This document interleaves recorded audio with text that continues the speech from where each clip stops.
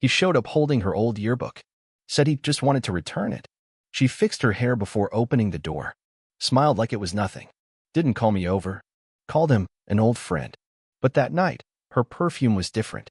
And the way she looked at her phone. That's when I started writing things down. Not accusing. Just watching. And what I found. It broke more than just my trust. Let me show you how it started. We were standing in the driveway, the sun slipping behind the neighbor's roof, when I first saw him. A charcoal gray Audi, spotless, with a vanity plate that said Jet Setter. He stepped out in a linen shirt, like he'd just come from a vineyard instead of downtown traffic. Scarlett stood up from the porch steps too fast. That's James, she said, smoothing her hair. He's just here to return something. I watched her walk down the driveway without looking back. No invitation for me to come meet him. No explanation about why her childhood friend, who hadn't visited in years, was suddenly delivering mementos in person. I stayed inside, pretended to check emails. Through the blinds, I watched them talk. Too close. She touched his wrist once, then pulled her hand back like it meant nothing. But I knew that move. She'd done the same with me when we first met, a touch, a retreat, just long enough to register. Later that night, I asked about him. Casual. Measured. He's in town for a bit, she said, loading the dishwasher. Wanted to catch up. You remember James, don't you? Vaguely. He was in a few photos from her high school albums. Swimmer. Smiled like he knew something you didn't. I remembered one in particular, his hand around her waist, his chin resting near her ear. Why the yearbook? I asked. She shrugged. He found it while cleaning out his mom's attic. Thought I'd want it. I nodded. Let it sit. She didn't mention meeting up again, but she left her phone face down that night. A habit I hadn't seen in our 3 years together. At 3:12 a.m., she got a message. I didn't check it. Just watched the glow pulse and fade. By breakfast, her tone had shifted. Brighter. Distracted. She wore perfume to check the mail. That evening, while folding laundry, I asked, did James head back already? She looked up from her phone too slowly. No, he extended his stay. Helping his sister with something. I waited for her to offer more. She didn't.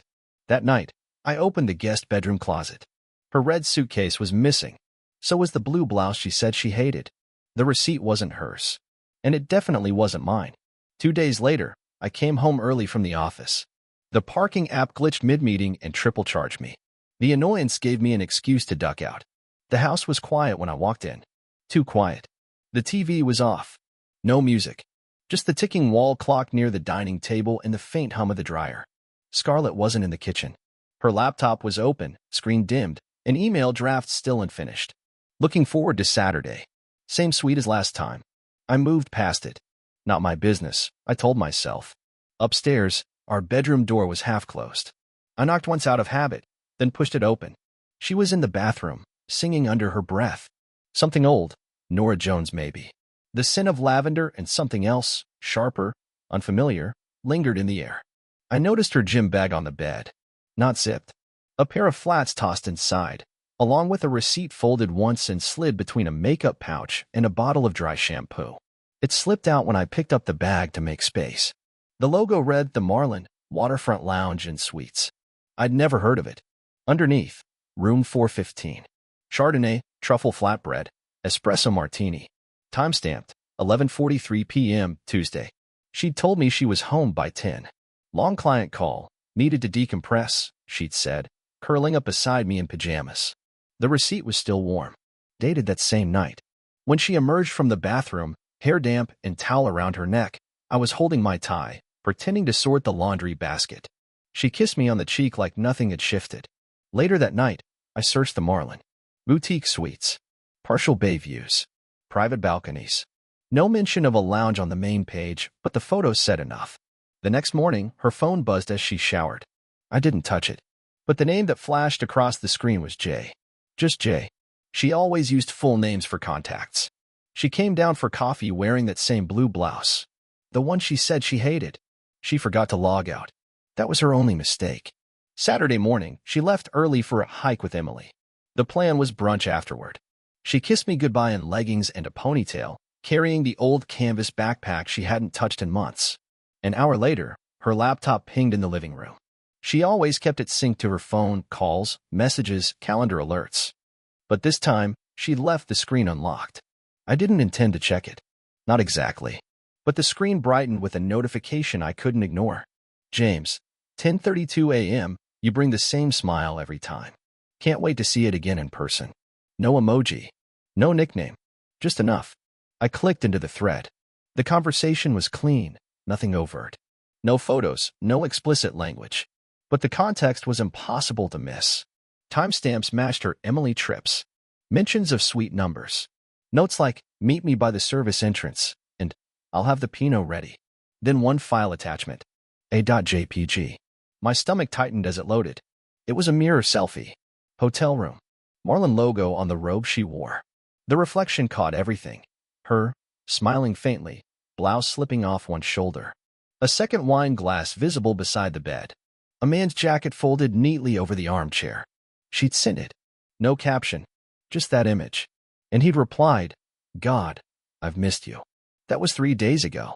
I closed the laptop gently, returned it to the coffee table, and went upstairs. Opened our closet.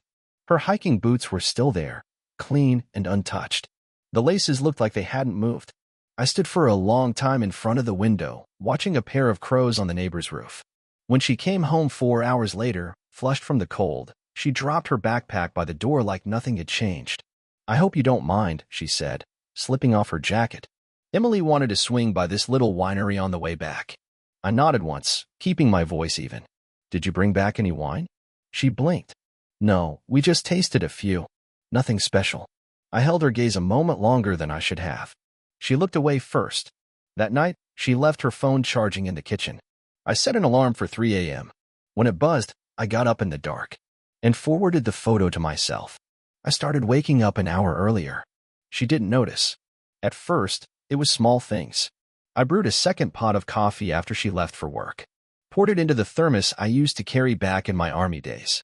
There was comfort in old routines, quiet rituals, calculated patterns. I reorganized the home office, replaced the wall calendar with a dry erase board, labeled it Q3 strategy to keep her uninterested. I needed space, mental and physical.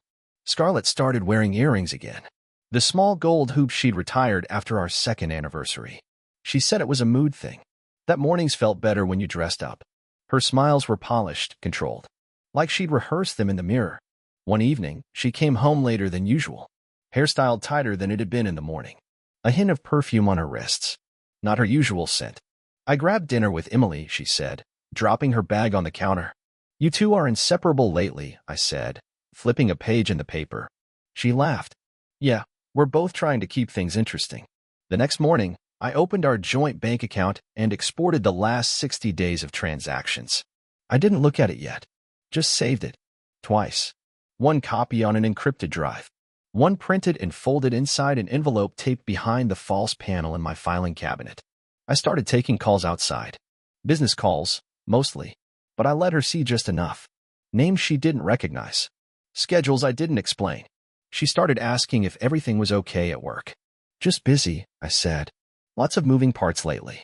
She offered to help, said she could run errands if I needed. Her tone was off, like she was trying to reassert control. The dynamic had shifted and she couldn't name how or why. That weekend, she asked if I wanted to go to the farmer's market. Just us. First time she'd suggested something like that in months. I said I had a call. Didn't apologize. By Monday, she was checking her reflection more often before leaving the house. Not just vanity, something more. Doubt, maybe. Or calculation. Then one night, I saw her screen reflected in the window. She was Googling something strange, a question about trust, and whether husbands ever drift when they feel distant. She didn't see me watching. I made no sound. Just kept walking.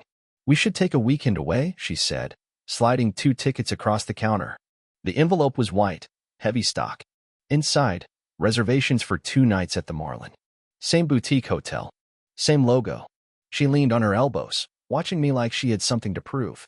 I thought we could reset. Just us. No distractions. Just us. I repeated, thumbing the edge of the card. No phones, she added. No emails.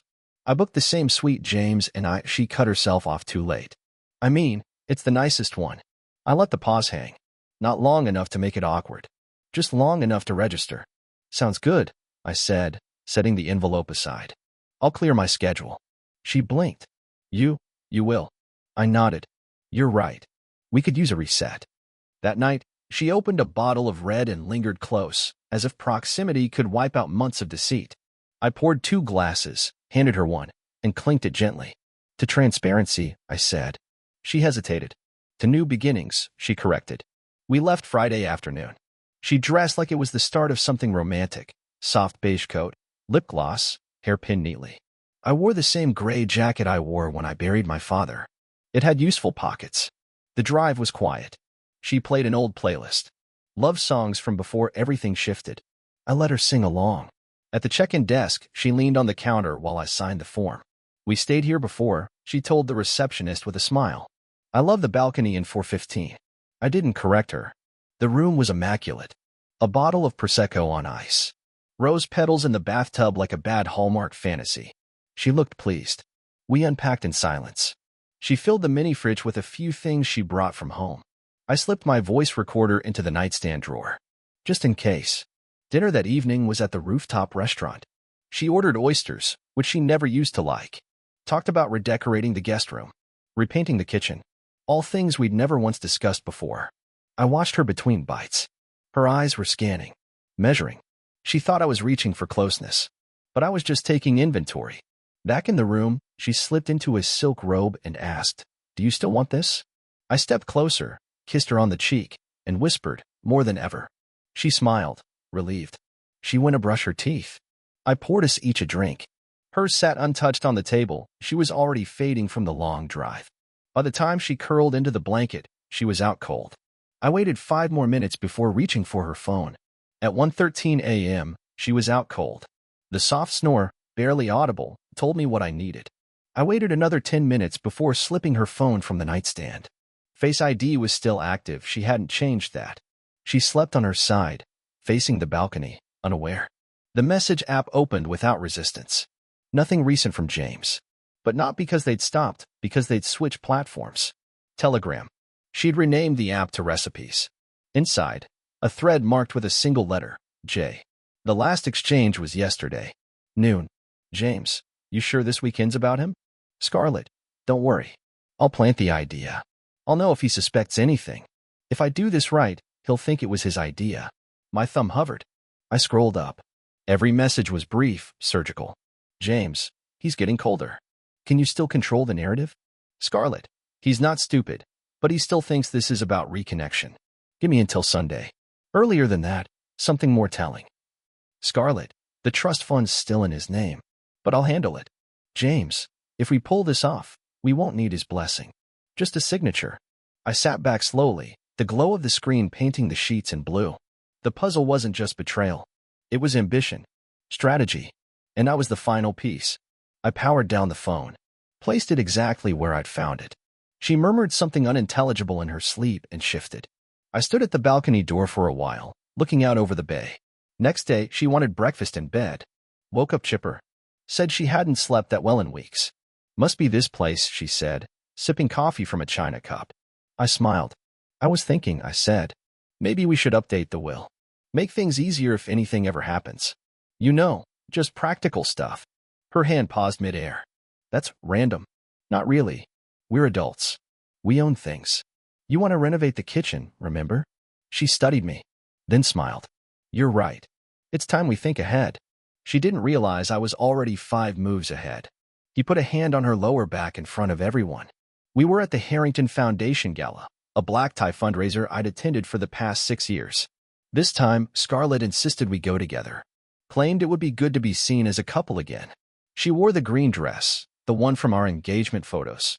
I noticed the way she adjusted the neckline twice on the way out the door. Like she wasn't sure who she wanted to impress. The Marlin weekend was 5 days behind us. Since then, she'd been unusually warm. Cooked twice. Kissed me goodbye on her way out. Nothing in her tone felt genuine. Just enough performance to throw off anyone not watching closely. At the gala, I watched her skin the crowd before we even reached our table. James was already there, drink in hand. Black tux. Confident grin.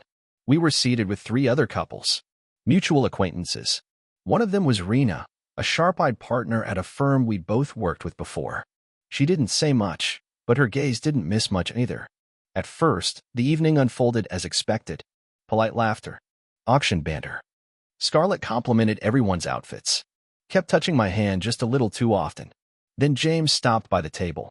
"Jonathan," he said, with a tone that hovered just above cordial. "Scarlett." She looked up too fast. "James." "Hi," she said, almost too brightly. He smiled at her, hand brushing her lower back as he leaned in to whisper something that made her laugh. Rena's eyes moved from Scarlett's face to James's hand. Then to me. I didn't flinch. Just held Rena's gaze a beat longer than was polite. Scarlett caught the look and pulled back slightly. Later, during the speech portion, I stood beside the table while the host rattled off sponsor acknowledgments. Scarlett lingered by the wine bar. James joined her.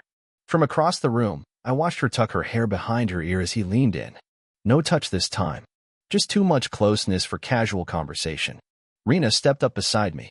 "You know," she said, sipping champagne, "the Marlin doesn't usually allow early check-ins. I tried once. They said it's rare." I turned my head slightly. "Did they?" She nodded, watching them. "Unless you know someone on staff. Or if your name's on the frequent guest list." I didn't respond. Just followed her eyes. James said something. Scarlett laughed again. This time quieter. A flicker of something passed between them. And then Rena added, almost as an afterthought, "Funny how many people don't realize how visible they really are."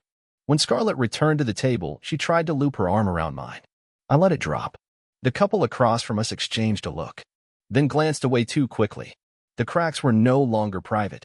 The wire transfer cleared at 9:06 a.m. I was already dressed when Scarlett came downstairs, hair damp, towel looped around her neck. She smiled when she saw me at the kitchen island, laptop open, one hand around a mug of coffee. "Up early again," she said. "Had something to finalize." She poured herself orange juice. No eye contact. I watched her sit across from me, scrolling through her phone, probably checking for a reply that wouldn't come. James had gone quiet after the gala. I'd made sure of it. A few taps earlier that morning sent a batch of emails to his restaurant's primary investor, anonymous tips, screenshots, payment records. Enough to stir a background check. Enough to trigger questions that couldn't be dodged. But that was just noise. The real move had already happened. The wire transfer wasn't to Scarlett. It was to a private investigator in D.C., someone I'd used during a long-closed acquisition years ago. He was thorough, discreet, and indifferent to emotion. I'd sent him a simple request: locate and verify legal documents connected to Scarlett Lane and James Alton. Cross-reference anything linked to trusts, side accounts, or notarized estate planning. He called me last night. "She's filed 2 drafts," he said. "One power of attorney. One advance directive. Both named James as secondary if you're deemed unfit." "Unfit how?" "Medical, mental, or voluntarily unavailable." I didn't respond right away. "She tried to make it look like it was your idea," he added. "Even forged a digital draft email from your inbox. Clever work." Now, sitting in the kitchen with her sipping juice like nothing had shifted, I knew what needed to be done. "Hey," she said, glancing up. "You okay?" I closed the laptop slowly. "I'm taking a trip this weekend," I said. Spur of the moment. "Just a few days away." She tilted her head. "Business?" "No. Just clearing my head." She studied me. "Alone?" "Of course." She tried to smile. "Okay. Sounds nice." I stood, slipped my keys into my pocket. "Oh, and one more thing," I said. "Check your email." Her brow furrowed. "Why?" "Something I need you to sign while I'm gone." "Just logistics." I walked out the door before she could ask another question. The envelope on the table held a signed document. Motion to separate finances, effective immediately. Trigger clause, breach of fidelity. Proof already archived. No drama. No warning. Just structure. I read the draft with James's name on it. "You left it open on your desktop." I said it as I set down the keys. Scarlett looked up from the sink, dish towel in hand, frozen mid-dry. It was Monday evening. The house was clean. Dinner was already half prepped, something Italian she knew I liked. She'd been acting lighter since I returned Sunday, overcompensating. Now, her fingers clutched the towel tighter. "What draft?" she asked. I held her gaze. "The one giving him power of attorney." She didn't speak right away. Didn't deny it. Just looked down and folded the towel slower than necessary. "I was just planning," she said eventually, "in case anything ever happened." It wasn't final. "You labeled it Jonathan Final.Docs, I replied. Odd title for something unofficial. Her breath hitched. "That was a placeholder." I nodded once. "And the text thread with him?" The one where you said you'd know if I suspected anything? She turned toward me fully now, back to the sink. How much did you see? Enough. Silence filled the kitchen. No raised voices. No tears. Just the slow shift of balance between two people who both knew the game had ended. She walked to the counter, leaned on it. I never planned to go through with it, she said.